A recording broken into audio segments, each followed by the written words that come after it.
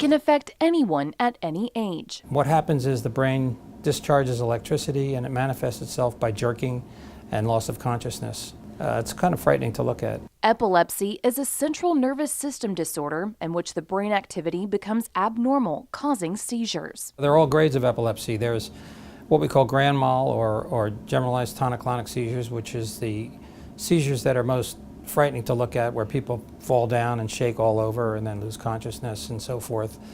But there are minor seizures also, which may just be staring spells or a blank look or memory failure or a dreamy-like state.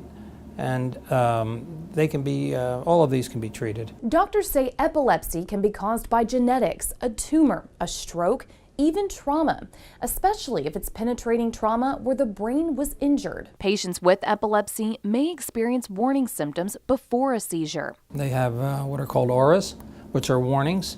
Actually, it's part of the seizure, but many patients can feel like a seizure is coming on.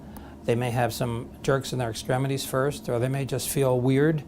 But most patients with epilepsy can identify when they're going to have a seizure just by internal feelings that they have. Seizures can be treated with medication. If you have one seizure after another, they can cause some brain damage, but an isolated seizure in and of itself usually doesn't cause any further brain damage. Patients with epilepsy are at risk for injuring themselves during a seizure, making it important for patients to seek medical care if they believe they have suffered a seizure. For Lee Health, I'm Lindsay Morton.